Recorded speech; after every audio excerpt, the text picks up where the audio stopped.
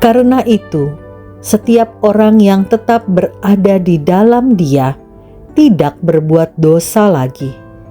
Setiap orang yang tetap berbuat dosa tidak melihat dan tidak mengenal Dia. Ada sebuah rahasia kehidupan Kristen yang tidak dapat dijelaskan hanya dengan kata-kata. Hidup yang melekat pada Kristus. Seperti ranting yang hanya dapat hidup jika tetap menempel pada pokok anggur, demikian pula kita hanya dapat hidup dalam kekudusan bila tetap tinggal di dalam Dia. Tanpa Dia, kita kering, rapuh, dan akhirnya mati. Tetapi ketika hati kita bersandar kepadanya, ada keheningan rohani yang melampaui segala kegelisahan. Ada kekuatan untuk menolak dosa yang sebelumnya begitu mengikat. Firman Tuhan hari ini mengingatkan bahwa siapa yang sungguh-sungguh tinggal di dalam Kristus tidak akan terus-menerus hidup dalam dosa. Bukan berarti kita tidak pernah jatuh, melainkan kita tidak menjadikan dosa sebagai pola hidup. Dosa bagi orang yang tinggal dalam Kristus bukan lagi kebiasaan, melainkan sebuah luka yang segera dibawa kepada sang tabib untuk disembuhkan. Yohanes menegaskan, bila seseorang terus berbuat dosa, sebenarnya ia belum melihat dan mengenal Kristus. Pengenalan akan Kristus bukan sekedar tahu tentang Dia, melainkan mengalami Dia.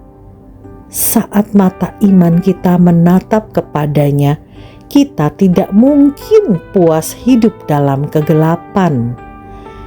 Saat hati kita merasakan kasih-Nya, kita tidak mungkin betah dalam dosa yang melukai kasih itu. Mengenal Kristus berarti membiarkan cahayanya menyingkap setiap sudut hati kita, termasuk bagian yang selama ini kita sembunyikan. Tinggal di dalam Dia berarti memilih jalan sempit yang seringkali berbeda dari dunia. Dunia akan menawari kita kompromi dengan manisnya, namun Roh Kudus mengingatkan dosa bukanlah hiburan, melainkan racun jiwa. Karena itu, hidup kudus bukanlah beban, melainkan bukti dari kasih. Kita taat bukan karena takut dihukum, tetapi karena tidak ingin melukai hatinya. Semakin kita tinggal di dalam Kristus, semakin kita belajar mencintai kekudusan. Semakin kita dekat dengannya, semakin kita mengerti bahwa sukacita sejati bukan ditemukan dalam dosa, melainkan dalam hadirat-Nya. Hidup yang tinggal dalam Kristus adalah hidup yang diubahkan dari dalam keluar.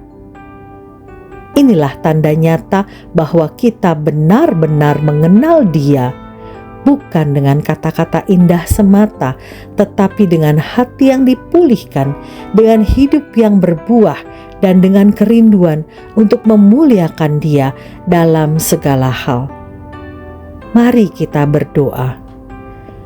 Tuhan Yesus yang penuh kasih, ajar aku untuk selalu melekat padamu, seperti ranting pada pokok anggur.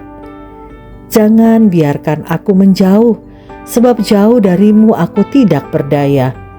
Engkau tahu betapa sering aku goyah, betapa mudah hatiku tergoda oleh manisnya dunia.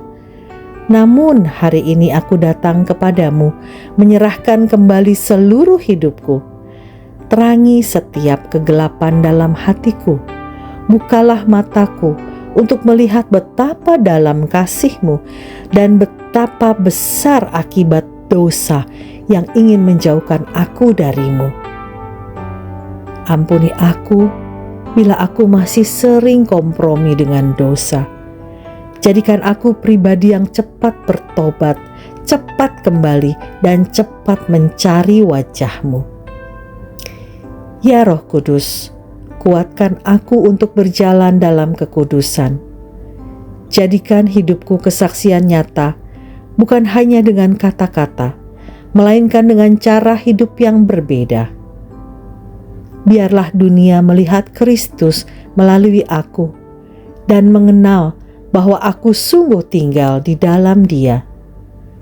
Dalam nama Yesus Kristus yang menjadi pokok anggur sejati, aku berdoa dan berserah. Amin.